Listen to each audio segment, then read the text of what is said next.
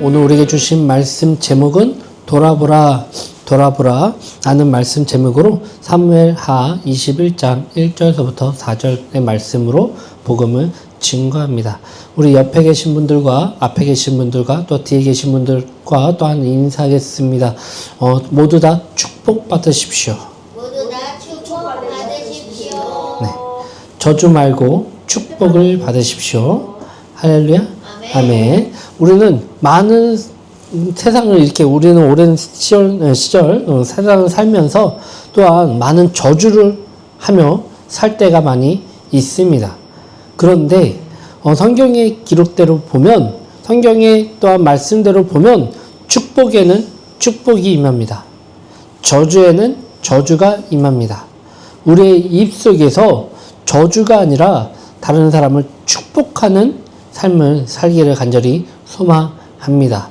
그래서 막 진짜 저주하고 싶어도 우리가 입으로 습관적으로 에이, 축복이나 받아오라, 축복이나 받아먹어라, 라고 말하면서 축복하는, 정말 축복할 게 없으면 밥이라도 많이 먹어라 하면서 축복하는 그러한 우리가 삶을 살기를 간절히 소망합니다. 축복에는 축복이 임합니다. 저주에는 저주가 임합니다. 우리가 살아가면서 정말 많은 사람들을 축복하며 또한 살아가는 저와 여러분들이 되기를 간절히 소망하고, 그러면 나에게 상처 줬던 사람들, 나에게 또한 아픔을 줬던 사람들, 축복할 거리가 없는데도 우리가 축복하잖아요. 하나님께서 그거에 대한 답을 주십니다. 어떻게 해요? 그 사람이 나한테 칭찬받을 것이 없는데 다른 사람이 축복하잖아요. 그러면 그 사람도 축복받을 것이 없음을 하나님도 아십니다. 그래서 어떻게 돌려줄까요? 그것을 축복받은 사람에게 다시 돌려줍니다. 그래서 축복의 배가 되어서 우리는 축복을 받는 자녀가 될 수 있을 줄 믿습니다. 축복에는 축복, 저주에는 저주입니다. 다른 사람을 저주하면 그 저주가 나한테 돌아온다는 것을 우리가 꼭 기억해야 될 줄 믿습니다. 손가락을 펴서 남에게 어떻게 해요? 삿대질하면 나에게 돌아오는 삿대질의 거기는 몇 개죠? 4개. 네, 4개가 나를 향해 돌아옵니다. 다른 사람에게 한 손가락질 삿대질을 했다고 하면 돌아오는 건 몇 배가 되는 거잖아요. 그쵸? 네, 그것처럼 우리의 삶 속에서 다른 사람을 축복하십시오. 축복. 너 축복할 때 이렇게 하나요? 보통 축복할 때 어떻게 하죠? 이렇게 하죠. 이렇게. 그쵸? 축복에는 이렇게 합니다. 축복 받으십시오. 축복 받으십시오. 당신은 사랑받기 위해 태어난 사람. 이렇게 하잖아요. 당신은 사랑받기 위해 태어난 사람. 이러지 않았잖아요. 그쵸? 이렇게 하죠. 그러면 요거에 대한 축복의 답은 몇 배가 오는 거예요? 100배, 30배. 와, 그쵸. 성경의 축복의 그 열매는 몇 배요? 열매들은 30배, 60배, 100배로 돌아옵니다. 할렐루야? 그처럼 하나님의 축복을 받고 살아가는 저와 여러분들이 되시기를 간절히 소망하고 축원합니다. 우리 사랑하는 성도 여러분, 우리의 인생에서 열심히 살아가고 또한 열심히 기도하며 여러 가지 방법들로 열심히 노력하며 살아가는데 이상하게 계속 막힐 때가 우리는 있습니다. 그럴 때 자신의 의지와 달리 몸도 지치고, 몸이 지치니까 어떻게 되죠? 또한 마음도 지칩니다. 그러면 또 반대로 마음이 아픈 사람들은 또한 몸도 아픕니다. 왜 그럴까요? 몸과 마음은 연결되어 있기 때문이에요. 그래서 또한 인생을 열심히 살아가는데 안 될 때 있잖아요. 그럼 마음이 아파요. 그럼 마음이 메말라요. 그럼 어떻게 될까요? 몸도 메마르는 거예요. 아픈 거예요. 그걸 통해서 우리의 삶이 너무나 더 고사픕니다. 뭐만 하도록 피곤한 사람들이 있잖아요. 그렇죠? 왜 그럴까요? 우리의 마음이 피곤하기 때문에 몸 또한 피곤한 겁니다. 우리의 마음속에 감사가 넘쳐보십시오. 그럼에도 불구하고 감사가 넘쳐한다 그러면 우리의 삶이, 물론 몸은 지칠지언정 마음의 기쁨으로 인해서 우리의 얼굴 표정이 밝아질 줄 믿습니다. 우리의 마음이 또한 밝아질 줄 믿습니다. 그러므로 인해서 우리에게 복의 복을 더할 줄 믿습니다. 그런데 이 세상은 우리가 마음먹은 대로 되진 않아요. 그럼에도 불구하고 열심히 감사하며 기뻐하며 그래서 살아가려고 노력하는데 우리의 삶은 그렇지 않잖아요. 그럼에도 불구하고 왜 이렇게 사는 게 힘든지, 또한 왜 이렇게 지치는지, 왜 이렇게 아픈지, 또한 왜 이렇게 또한 외로운지, 그러한 삶은 우리는 살아갑니다. 우리의 의지와 달리. 세상은 우리를 짓누르고 밟고 또한 넘어뜨리려고 노력하는 그 악한 세력들이 우리에게 있기 때문이 아닐까 생각이 되어집니다. 사무엘하 21장의 상황 또한 다윗의 또한 역사가 일어나고 있죠.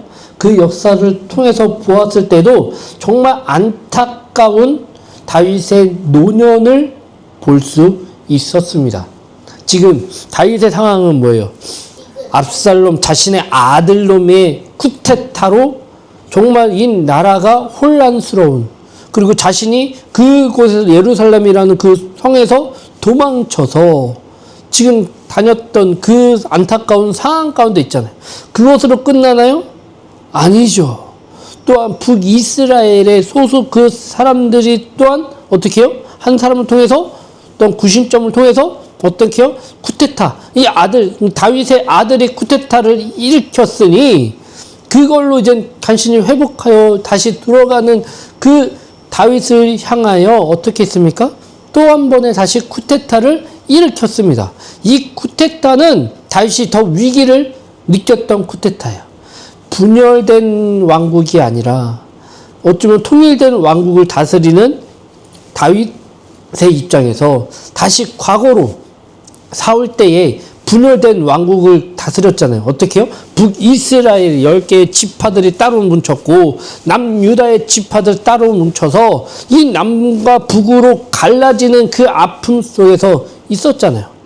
근데 이 두 번째 쿠데타는요, 이 다시 한번 갈라지는 분열을 시키는 쿠데타였단 말이에요. 그래서 다윗이 어떻게 했나요? 그것을 바로 진압하고자 노력했습니다. 자신의 압살롬의 쿠데타에서는 그렇게 막 진압하고자 막 그렇게 하는 모습들이 잘 안 보였잖아요. 그렇죠? 진압을 하더라도 그 군대와 우리 그 있는 편에 거기를 같은 백성으로 생각하고 제발 좀 이렇게 많이 죽이지 말아라 부탁하면서 그렇게 안쓰러우면서 그 모습을 보여주었습니다. 그리고 자신의 아들이었잖아요. 그럼에도 불구하고 쿠데타를 일으켰던 그 아들의 죽음을 애통했습니다.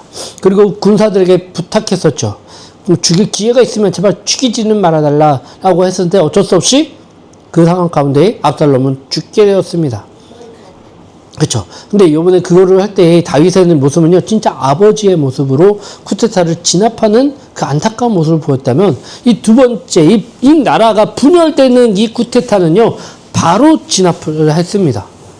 바로 군사를 보내서 그 진압을 바로 했어요. 왜요? 이 나라가 갈라지는 쿠데타였기 때문이에요. 이걸 때문에 이 어떻게 하나 된 이 나라가 다시 분열된 나라로 변화될 수 있기 때문에 바로 그 진압한 그 상황을 보여주었습니다. 이게 어쩔 때예요? 바로 다윗이 젊었을 때가 아니라 이제 노년이 들고 힘이 빠지고 그럴 때에 일어나는 그 모습이에요. 와, 근데 이것으로 끝난 것이 아니라 이 진압은 금방 거기 했어요. 거기에서 있었던 그 반란에 있었던 주역이 그 지혜로운 한 여인을 통해서 일어났더니 그 진압이 바로 되었잖아요. 목이 잘려가지고 바로 이렇게 바치게 되는 거기에 우리 지난주에 말씀을 들었죠. 기억하실 줄 믿습니다. 이 말씀까지 들었으면 기억이 나야 돼요. 그쵸? 네, 그 기억이 나야 돼요. 다윗의 누구 때문에? 군대 장수, 그 어쩌면 정치적인 그 사람의 손에서 그 진압이 되었잖아요. 그렇죠? 후에는 어떻게 돼요? 그 사람으로 인해서 어쩌면 이 이스라엘이 다시 분열되는 또한 그 모습을 보이게 됩니다. 아무튼 간에 그 가운데에 그 모습이 다 쿠데타는 이제 수습이 되어지는 상황 가운데 있는 거예요. 그런데 참 다윗의 노년은 참 안타깝습니다. 압살롬의 반역과 이 민족이 어쩌면 쿠데타를 통해서 다시 분열되는 상황까지 몰리게 되었고, 이 씨앗은 아직까지 남아있어서 아직까지도 혼란스러운 분열된 지금 왕국으로 지금 있게 된다는 것이에요. 아직 그 시한포탄처럼 갖고 있는 거예요. 언제 터질지 모르는 다행히 다윗 때에는 터지지 않았죠. 그의 아들 누구예요? 왕으로 된 솔로몬 왕까지도 다행히 터지진 않았어요.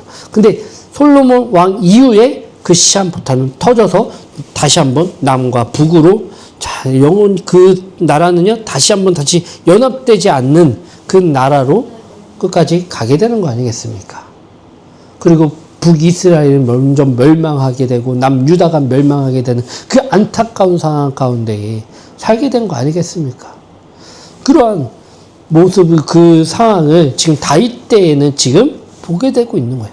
그 씨앗들이 지금 남겨져 있는 거예요. 얼마나 안타까워요. 그런데 그것으로 끝난 것이 아니라 자 성경에 그 쿠데타 사건 이후에 3년의 흉년이 들어갑니다. 3년의 흉년. 이게 먹을 것이 뭐 이렇게 흉년이라 그러면 비가 안 오거나 태양표세만 이렇게 해가지고 하면 먹을 것이 자랄까요? 물이 메마르잖아요. 그렇죠? 막 이렇게 물이 있어야 식물도 자라나잖아요. 그런데 이게 1년만 돼도 얼마나 힘들어요. 그렇죠? 1년만 돼도 힘든데 이게 한 해가 되고 2년이 되고 3년이 됐는데도 흉년 가운데 있는 거예요. 와, 이제 비축된 먹는 그런 양식들을 이제 어떻게 걱정해야 되는 그 상황 가운데 있는 거예요. 그러면 3년 기근해봤자, 흉년 해봤자, 뭐 별거 아니지 않을까? 한 비축한 거 있어. 근데 그 전에, 3년의 흉년 전에 무슨 사건들이 있었어요? 2번의 쿠데타가 있었죠. 그 쿠데타를 통해서 이스라엘은 혼란 가운데에 있었죠. 전쟁이 일어날까, 뭐 해야 될까 하면서 그러한, 뭐 이렇게 어쩌면은 그런, 정치적으로 혼란스럽고, 그리고 이 나라 민족들은 자기네들끼리 혼란스럽고, 그 가운데에 비축하고 뭐 하고 막 이런 그런 경기가 막 제대로 돌아가겠어요? 지금 나라가 혼란스러운데? 수출과 수입이 막 이런 것들이 잘 거기가 됐겠어요? 네, 그런 상황 가운데 바로 이런 3년의 흉년이 있단 말이에요. 이 백성들이 얼마나 더 힘들어 했을까요? 그러한 상황 가운데에 지금 다윗은 너무나 힘든 노년 생활을 어쩌면 이 아픔들이 왜 한 번만 와더라도 이게 진짜 벗어나기 다시 회복하기가 얼마나 힘든데 한 번 또 이렇게 쿠데타가 일어나고 또 한 번에 쿠데타가 일어났고 그리고 나서 또 한 번에 또 흉년이 또 이렇게 오게 됨으로 인해서 이 백성들은 백성들대로 힘든 거예요. 그리고 왕은 왕으로서 더 힘든 거예요. 지도자가 이런 흉년 가운데에 책임지고 해야 될 그 상황들 생각해보면 흉년이 들었어요. 저 왕으로서 그거 할 수 있는 게 뭐 있어요? 지금에서야 지금 때야 이 흉년을 이렇게 한다 그러면 예전에 우리나라도 흉년을 많이 겪었었잖아요. 그랬을 때마다 어떻게 해요? 지하수를 파서 그 지하수를 끌어올려서 버티거나 그쵸? 아니면은 다른 어디에 어떤 거 할 수 있는 방법들로 최대한 노력해서 합니다. 그리고 물 쓰지 않는 운동들을 최대한 버리면서 아껴 쓰려고 노력하긴 하지만 해결책은 뭐예요? 해결책은 되지 않죠. 결국에는 그 팠던 우물들이 어떻게 돼요? 오염됨으로 인해서 팠던 그걸로 통해서 오염되고 그 지하수가 또한 오염됨으로 인해서 또한 고통을 겪게 되는 그런 아픈 상황들 속에 있잖아요. 그때는요. 지하수를 팔 수 있는 기술이 있어요? 물이 어디에 있겠다라는 기술들이 있어요? 파면 무조건 나오나요? 안 나오죠. 안 나오는 그런 상황들 속에서 지금 이것도 못하고 뭐 대책회의를 한다고 하더라도 뭐 어떻게 바닷물을 퍼와요? 퍼와서 그걸 어떻게 해요? 바닷물 먹어봤어요? 뭐 바닷물을 먹으면 먹을수록 더 목이 마르고 먹을 수가 없는 그런 상황 가운데 죽음에 더 있는 거 아니겠어요? 대책회의를 해봤자 뭐 다른 방법들이 있나요? 다른 나라에 쳐들어가가지고 그 물들이라든가 양식들을 빼앗아요? 그러려면 우리에게 전쟁을 치르려면 뭐 해야 돼요? 우리도 비축된 식량과 전투 이런 할 수 있는 능력들이 있어야 되잖아요. 지금 흉년이라면은 그런 것들도 지금 못하게 되는 거예요. 왜 전쟁을 나가면 먹을 양식들이라든가 이런 것들이 있어야 전투를 하는데, 전쟁을 하는데, 이것도 지금 다 막힌 거 아니에요. 보급물이 전쟁 가운데 제일 중요한 건 보급이에요, 보급. 응? 물품, 전쟁 물품과 이런 지금 이제 총알, 이런 것들이 그거 뿐만이 아니라 먹을 거. 하루에 그래도 한 끼라도 먹어야 싸워서 이길 수 있는 거 아니에요. 힘을 내서 할 수 있는 거 아니에요. 근데 지금 흉년이 있으니 이것도 못하고 저것도 못해요. 지금 지도자로서 할 수 있는 최대한으로 해봤자 아무것도 없는 거예요. 지금 아무리 노력하고 아무리 거기 한다 그래도 지금 다 자신이 할 수 있는 것들은 아무것도 없는 그러한 존재로서 지금 얼마나 걱정과 시험과 시련과 그런 복잡한 마음에 지금 다윗이 있는지 지금 여러분들이 조금만 생각해도 알 수 있는 거 아니겠습니까? 그런데 이럴 때에 다윗은 지혜로운 사람이라고 했잖아요. 그렇죠? 다윗은 이 지혜로운 사람으로서 어떻게 해결책을 돌아보았을까요? 우리 1절 다 같이 한번 읽겠습니다.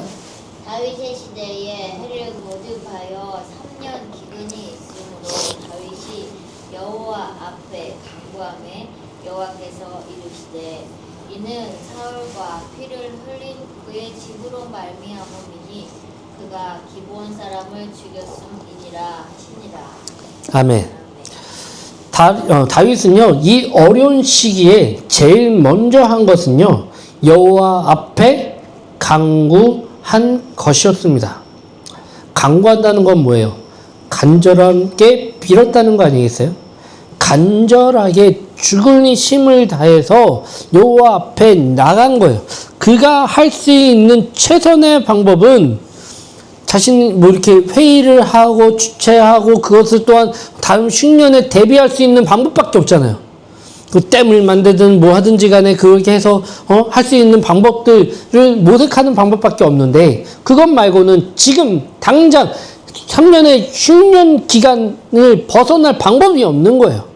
이럴 때 다윗은 이 지혜로운 이 다윗은요 제일 먼저 한 것이 여호와 앞에 무릎 꿇는 거예요. 여호와께 기도하는 것밖에 없는 거예요.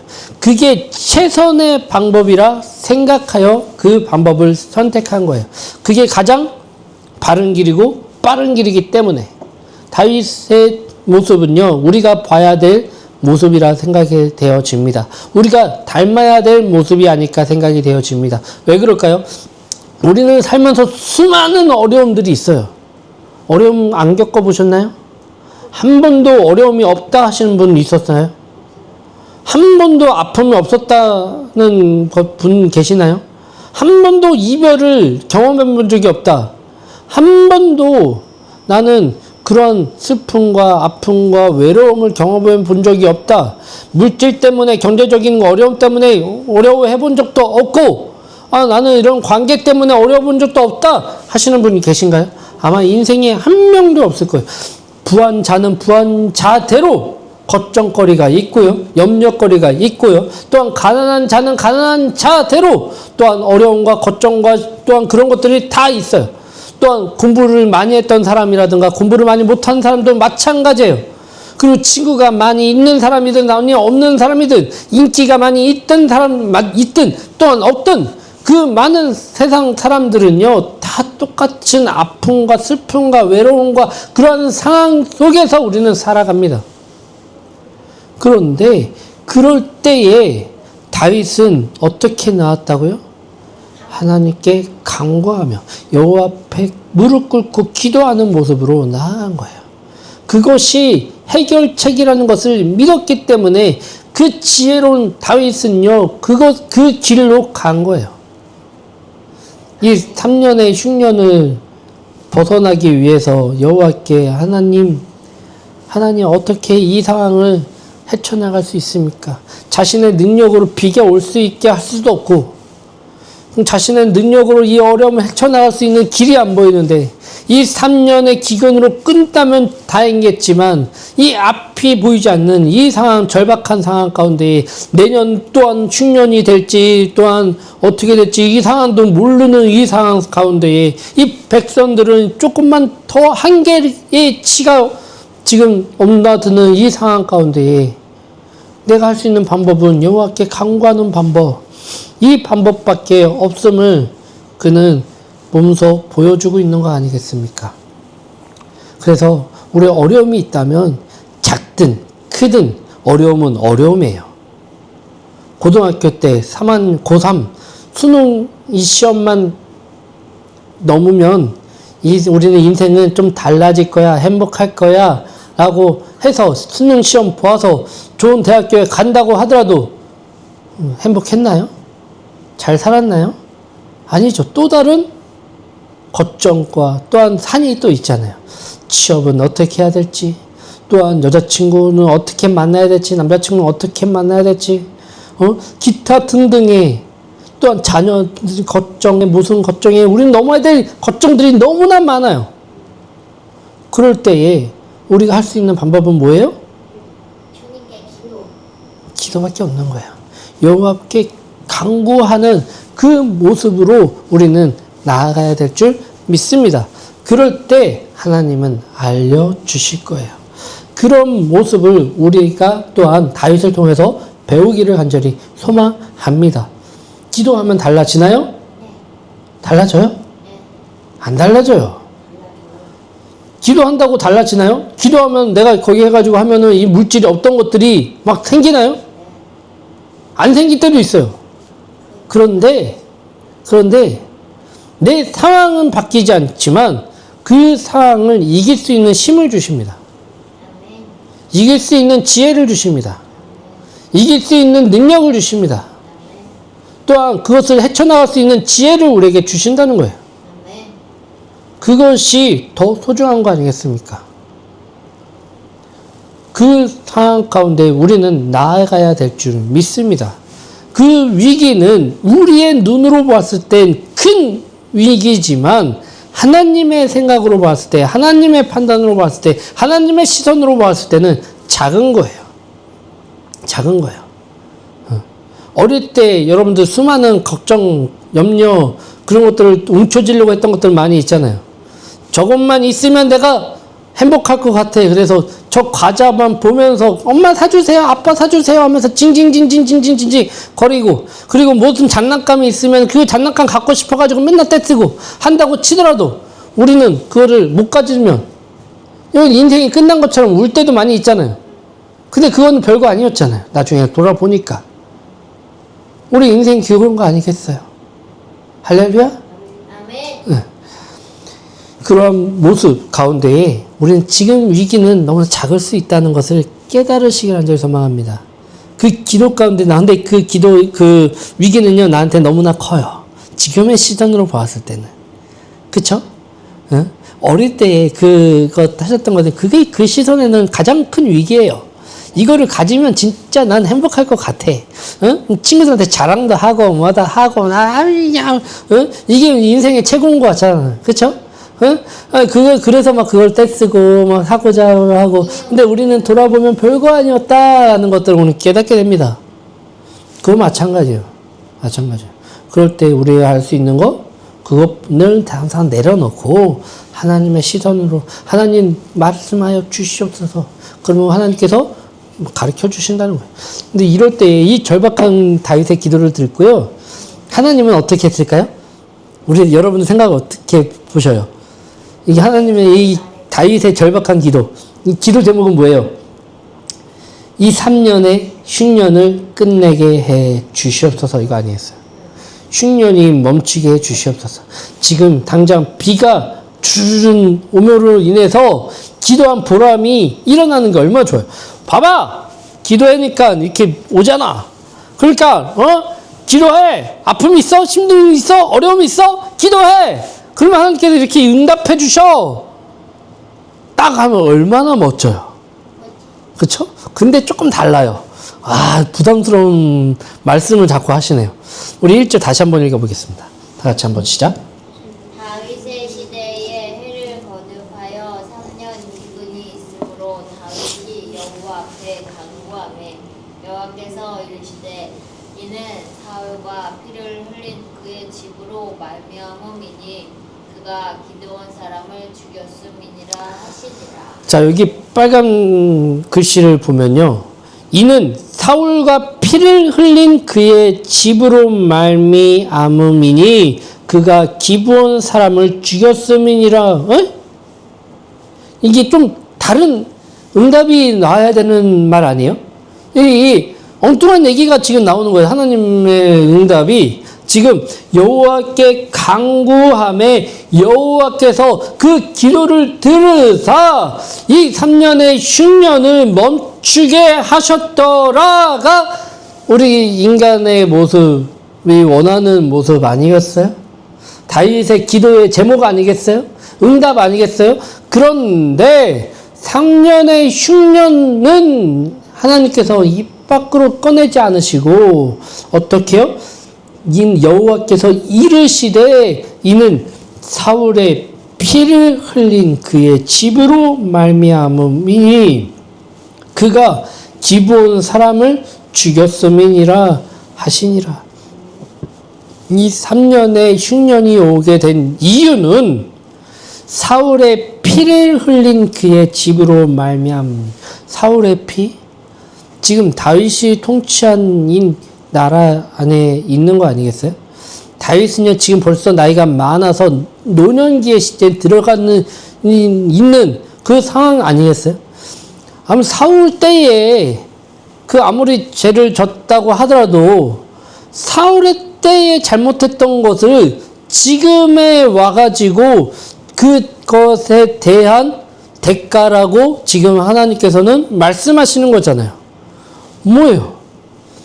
지금 아니 그러면 그 사울의 때에 지금 어쨌든 간에 알려주셔가지고 그 기근을 걷게 하시든 뭐 하든지 간에 하셔가지고 사울 왕이 그것을 다시 회복하게 하든지 다시 나아가야 되는 거 아니에요?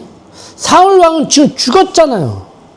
그의 신하들 또한 많은 사람들이 떠나고 그 죽은 사람들이 얼마나 많은데 그의 자녀도 또한 죽은 애들이 얼마나 많은데 지금 사울의 때문에 사울과 그의 집 때문에 지금 이와 같은 벌을 받고 있다? 이런 대가를 받고 있다? 뭔 말이에요? 뭔 말이에요? 하나님 왜 엉뚱한 얘기를 하실까? 라는 생각이 안 드시나요? 내가 다윗이었다면 조금 아리까리 좀 할 것 같아요. 아니 지금 이렇게 왜 다른 얘기를 이렇게 하실까? 아니 내 기도의 응답은 이와 같은 응답이 아니라 이 흉년을 벗어날 수 있는 방법을 알려주시던가 아니면 하나님께서 내 기도를 들으시고 이 절박한 기도에 응답하여 주셔서 비를 내리게 하시던가 아니면 이 이스라엘의 그 흉년을 버틸 수 있게 주변국의 도움을 받을 수 있는 길을 열어주시던가 이게 응답 아니에요? 근데 이 여호와께 간구하는 이 다윗에게 이 뒤를 돌아보게 하는 역사를 보게 하신 거예요. 이 아픔의 때에 하나님께서는 방법과 방편과 이런 것들을 알려주시는 것이 아니라 뒤를 돌아보게 하여 주셔서 지금 이 흉년이 중요한 것이 아니라 다윗 사울 왕 때에 그리고 이스라엘이 지키고자 언약했던 그 사건이 언약이 지금 언약이 깨졌다.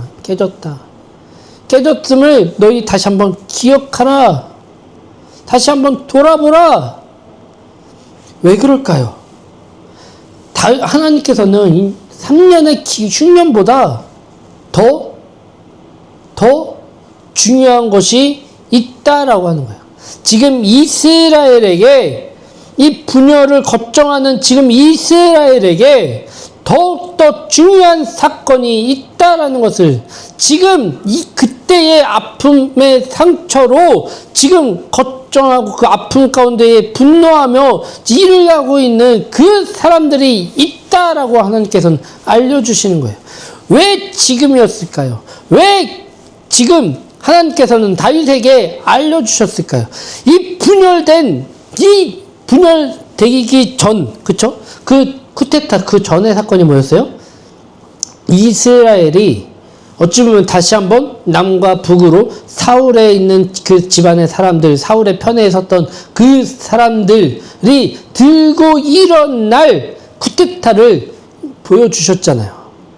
그 사람들이 지금 모이고 있었다는 것을 아직까지 이스라엘 사람들에게는 그런 사람들이 아직까지 남아있다는 것을 알려주셨잖아요. 그러한 상황 가운데에 이스라엘이 이 약속된 땅 가나안 땅에 들어올 때에 맺었던 이 언약이 깨졌음을 보여주고 있음을 지금 하나님께서는 보여주고 있다는 것입니다. 흉년보다 그 언약 맺은 것을, 그 언약 맺는 것을 더 신뢰하게 됩니다. 근데 왜 하나님께서는 이걸 더 소중하게 생각하실까요? 언약이 뭐죠? 약속이에요. 이 언약에 약속된 것이 굉장히 중요하죠. 그 약속은 어느 때부터? 하나님이 이스라엘을 택할 때부터. 누구예요? 그 어쩌면 이스라엘의 탄생되는 시초가 누구였어요? 그쵸, 아브라함. 꼭 이렇게까지 얘기해야 돼. 아브라함. 그리고 또 누구한테 나아가요? 그 아브라함의 약속이 누구한테? 그의 자식으로 누구예요? 야곱과 그리고 또 누구? 이삭과 그리고 또 누구? 요셉과 그리고 또 모세와 또 누구? 기도는 이렇게 뚝 해서 하나님의 언약이 계속 이스라엘의 약속이 이어지게끔 합니다. 언제까지요? 예수 그리스도가 오실 때까지. 그 언약이 계속 이어진 거 아니겠어요? 그 언약을 통해서 계속 그 약속을 성취해 나가십니다.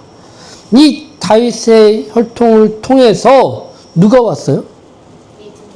예수 그리스도께서 오셨어요. 그 사건이 어떻게 해요? 그럼 하나님은 이 언약을 소중하게 생각할까요? 그냥 대충 거기 할까요? 소중하게 생각합니다. 그래서 이스라엘 백성이 다른 나라와 다른 사람들과 언약을 맺은 그 사건이 중요할까요? 안 중요할까요? 만약에 이스라엘이 그 다른 나라 사람들과의 맺은 언약을 그냥 소홀히 한다 그러면 하나님께서도 그들과 언약 맺었던 그 사건을 소홀히 할 수 있을까요? 없을까요? 있죠. 그렇기 때문에 이스라엘 백성이라면 하나님께서 선택한 백성이라면 이 언약을 소중하게 생각하라는 것을 하나님은 다시 한번 보여주고 계신 겁니다. 이 기브온 사람은요 원래 이스라엘 민족이 아니에요. 이건 이 사람들은요 아모리 사람 쪽에 속했던 이방 민족이었습니다. 그런데 옛날 여호수아 때 이스라엘이 그들과 언약을 맺었어요. 언약을. 이 부분은요 여호수아 9장에 나와요. 9장에 보면 알 수 있거든요. 한번 이렇게 나중에 그 시간이 되시면 한번 보시기 간절히 소망합니다. 9장에 이 기본 사람들과 맺은 언약이 있어요. 이 언약의 핵심은 뭐예요? 내가 너희들과 함께 하겠다, 지키겠다, 너희들의 안전을 보호하겠다라는 거예요. 그런데 언제 깨졌어요? 사울 때에 이 기본 사람들을 핍박하고 쳐내고 공격하고 그래서 그 사람들을 또한 배척합니다. 그러므로 인해서 그 이스라엘이가 맺었던 그 언약이 깨진 거예요. 그 사람들은 그것을 몰라요. 그렇죠? 몰랐잖아요. 근데 누구는 알고 계셨어요? 하나님은 알고 계셨어요. 하나님은 이 흉년된 때에 하나님께서는 다윗을 통해서 알게 하신 거예요. 그래서 다윗이 그것을 알고 어떻게 해요? 이 기브온 사람들에게 간 겁니다. 그들에게 가서 어떻게 했나요? 우리 3절, 4절 다 같이 한번 읽겠습니다. 다윗이 그들에게 묻되 내가 너희를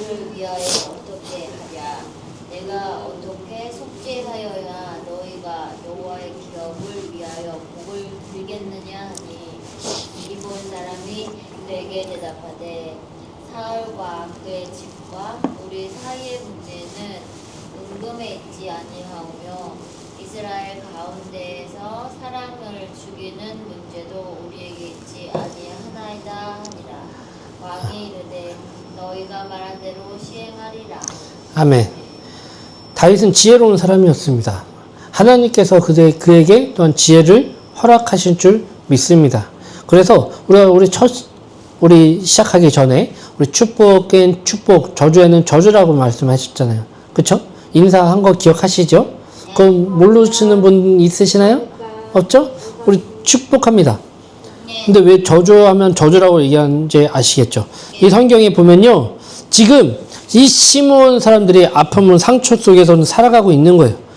이 아픔을 겪은 사람은 이 상처는요. 내 자녀가, 내 친척이, 내 부모가 어쩌면 그 상황 가운데 죽게 되는 그 아픔을 겪게 됐어요. 그 원수가 쉽게 잊혀지나요? 우리 지금 일본, 지금 이제 그 전쟁을 거기 했지만 일본 사람들 보면, 일본 나라를 보면 좋은 생각이 드세요? 축구만 하더라도 다른 나라는 지더라도 누구한테는 이겨야 돼요? 일본한테는 이겨야 돼요. 그렇죠? 다른 우린 국가대표 선수들이 다른 거 다 못해도 괜찮아요. 16강 못 올라가도 돼요. 근데 일본이 16강에 올라갔다? 그러면 우리는 16강보다 더 올라가야 돼요. 왜 그럴까요? 일본에 대한 아픔 때문에, 상처 때문에, 또한 고통을 받은 것들이 있기 때문에, 지금 그렇기 때문에 일본과의 싸움은 무조건 이겨야 돼요. 가위바위보만 하더라도 이겨야 돼요. 그런 성향이 있어요. 왜? 그 같은 상처를 받았기 때문에. 지금 기본 사람들은요, 안 그럴까요? 내 자녀가, 내 부모가, 내 친구가, 내 친척이 죽임을 당하는 아픔을 겪게 되었는데, 이건 그냥 슬픔이 아니라 뼈를 깎는 아픔 아니겠어요? 아주 통곡도 대성통곡 아니겠어요? 그 상황이, 그 원망이, 그 아픔이 우리가 생각하는 것 이상으로 쌓여져 있는 거예요. 하나님은 그 마음을 보셨을까요? 안 보셨을까요? 보셨어요. 하나님은요, 그들이 회복하기를 원하실까요? 회복 안 하기를 원하실까요? 회복하기를. 그들이 회복해야 이스라엘이 살 수 있는 거예요. 그 같은 원망을 갖고 있는 이스라엘은 어떨까요? 잘 살 수 있을까요? 하나님은요, 충년이 지금 중요한 것이 아니라 그 아픔 속에서 원망 가운데 이를 갖고 있는 그 사람들이 더 지금 급하다는 것을 알려주고 있는 것입니다. 그 이스라엘과 함께 살고 있는 이웃인 그들이 지금 원망하고 있고 불평하고 있고 어쩌면 그 상황 가운데 복수를 하고 꿈꾸고 있는 그들의 마음을 풀어주는 것이 이 3년의 흉년보다 더 중요하고 이것을 빨리 회복해야 이 나라가 다시 살 수 있다는 것을 하나님께서는 다윗에게 알려주고 계신 겁니다. 이 다윗이 왜 지혜로운 사람이냐? 하나님께 그와 같은 말씀을 들었잖아요? 그는 어떻게 했을까요? 그냥 듣고, 뭐지? 무슨 거기지? 사건이지? 뭔지? 잘 모르겠지만, 그냥 얼렁뚱땅 이렇게 하려고 한 것이 아니라, 상처받은 사람에게 용서를 구하려면, 하나님께 용서를 구하려면 어떻게 되는지 알아요? 하나님 회개합니다. 나 이와 같은 죄를 지었습니다. 회개합니다. 라고 한다 그러면, 하나님이 그 회개를 받아주실까요? 그 미량이라는 영화 있습니다. 진짜 잘 맞는 것 같아요. 그렇죠? 그 미량이라는 영화를 보면요, 그 아들이 죽게 되잖아요. 그 죽인 그 살인수가 깜빵에 들어가가지고 지금 있는데 그 어머니 그가 주인공이 거기 가서 딱 신방 아닌 그 면회를 했더니 그 죄수가 그 어머니가 용서도 하지 않았는데 그가 어떻게 나왔어요? 성경책을 딱 펴더니 하나님께 용서를 받았습니다. 할렐루야, 하나님은 살아계십니다. 하면서 막 이렇게 하는 그 장면에 이 주인공이 돌아버립니다. 아직 상처를 받았던 이 자신도 용서를 못하는데, 용서를 못하고 있는데, 물론 용서를 하려고 그렇게 씨름하며 기도하며 나아갔지만 아직까지는 이 속에서 끔틀거리는 그 아픔이 있는데, 내가 그를 용서하려고 갔지만 돌아오는 반응은 나도 아직 용서를 안 하는데 하나님께서 용서를 하셨다고? 용서가 될까요? 하나님은 그 회개를 받아주실까요? 아니에요. 착각하면 안 돼요.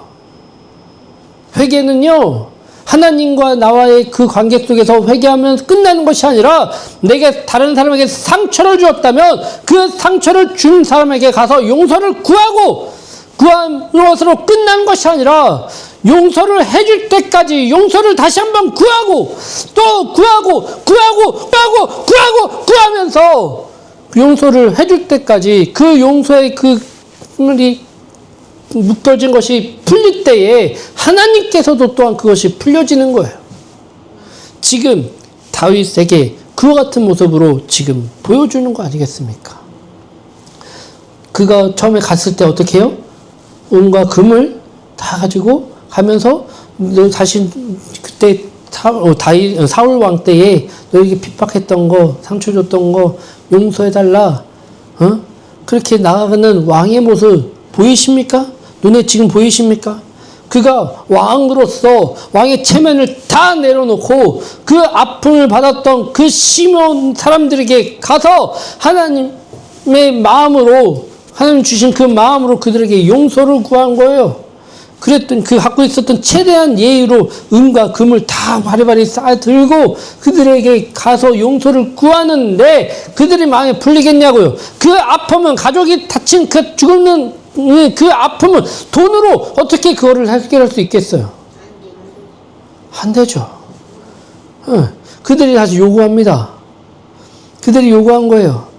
기브온 사람이 그에게 대답하되 사울과 그의 집과 우리 사이의 문제는 금에 있지 아니하며 이스라엘 가운데에서 사람을 죽이는 문제도 우리에게 있지 아니하니이다 하니라. 왕이 이르되 너희 말하는 대로 시행하리라. 이것은 뭐예요? 이 다음에 이들이 이제 다윗이 시행한다고 얘기를 했거든요. 너희가 요구하는 대로 내가 다 들어줄게. 너 마음이 풀리면 내가 그것대로 해줄게. 물질이 거부를 했으니까 물질이 아닌 다른 걸로 내가 다 채워줄게. 대신 뭐예요? 하나님이 원하시는 건 뭐예요? 이 기본 사람들의 회복, 그리고 이스라엘과의 회복, 이 회복을 하나님께서 원하셨잖아요. 흉년이 문제가 아니라 이것이 먼저라고 지금 하나님께서 알려주시는 거 아니겠어요? 그들의 요구는 뭐였어요? 사울 왕의 집안에 있는 자녀들 중에 7명을 선택해서 자신에게 보내라고 얘기합니다. 뭐예요?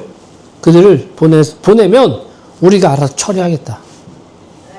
죽이든 살리든 우리가 알아서 처리할 테니까 보내라 라고 합니다.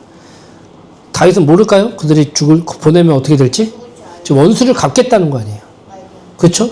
이 죄에 대한 원수를 내가 갚을 테니까 그 갚을 기회를 허락해달라고 하는, 돈과 뭐 이런 것들 아무것도 필요 없으니까 그것만 내게 해달라고 얘기를 하는 거예요.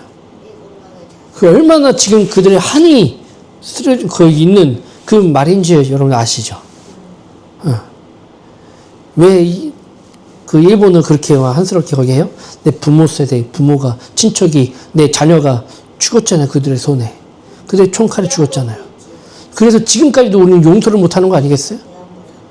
그래서 그럼에도 불구하고 용서를 해줄 테니까 자신을 원하는 대로 하면 내가 용서를 해줄게. 그럼에도 불구하고 그게 용서가 풀리겠어요? 네. 근데 어떻게 해요? 지금 다윗은요? 그들의 요구대로 해주는 거예요. 근데 이제 사울 왕의 자녀들 중에 누구 있었죠? 요나단이라는 사람이 있었어요. 그렇죠? 지금 다윗과 저녁을 이렇게 아침이나 이렇게 하고 매일 같이 식사를 하고 있는 다리저는 요나단의 유일한 자녀 한 사람만 빼놓고는 그 요나단의 은혜를 받았던 것을 생각하여 그 사람만 빼놓고 그에게 보낸 거예요. 그리고 이게 어떻게 돼요? 그들은 결국 그들 손에 죽임을 당하게 됩니다. 죽임을 당하게 돼요. 이와 같은 지금 모습들이 바로 사무엘하 21장의 모습이에요. 우리의 삶 속에서 아픔이 있고 상처가 있고 하게 되면 우리는 뭐를 해야 된다? 해결책은 누구다? 오직 예수 그리스도 하나님밖에 없음을 우리가 나아가서 이 세상에 거기 찾을 것이 아니라 누구한테? 하나님께 여호와께 찾아러 나가야 된다는 거예요. 하나님께 나아갈 때에 해답은 열리는 거예요. 이 어찌 보면 이 흉년이 지금 있는 기근을 통해서 하나님께서는 이스라엘에 돌아보게 되는 그 사건을 보게 되셨고 회복하게 하신 거예요. 이 사건이 회복해야 이스라엘이 다시 살 수 있으니까 이것이 지금 너무나 더 갈급하니까 이것을 해결하는 해결책을 지금 하나님께서는 보여주신 거예요. 보여주신 거예요. 지금 아직 이스라엘이 흉년 가운데 있지만 제일 먼저 이것을 회복하는 것이 다급하고 먼저라는 것을 하나님께서 알려주실 때에 그 문제를 해결할 수 있는 해결책이 열리는 거예요. 물론 그것 때문에 막 기근이 아주 흉년이 막 이렇게 하는 건 아니지만 지금 그 사건을 통해서 하나님께서 보여주셨잖아요. 이것이 먼저라는 것을. 이것이 먼저라는 것을. 우리가 여러 어떤 문제들이 있습니까? 걱정거리가 있습니까? 아픔이 있습니까? 그럴 때에 우리는 누구한테 나가야 된다? 하나님께. 그럼 하나님은 그 문제의 원인을 알려주실 거예요. 지금 당장 돈을 나한테 주진 않더라도 이 아픔의 원인을 누가 나 때문에 상처받고 있었다는 것을 하나님은 알려주신 거예요. 그것이 먼저 회복하게 하시고 그 관계가 회복함으로 인해서 이 걱정거리, 아픔거리는 문제가 안 된다는 것을 하나님은 아시기 때문에 그것을 해결책을 보여주시는 거예요. 그것이 회복되어지는 저와 여러분들이 되시기를 간절히 소망합니다. 그 속에서 우리는 승리하며 나아가는 저와 여러분들이 되시기를 한번 간절히 소망하고 간절히 간구합니다. 기대합니다. 하나님의 역사가 여러분들 삶 속에서 저의 삶 속에서 일어나기를 간절히 소망하고 기대하겠습니다. 기도하겠습니다.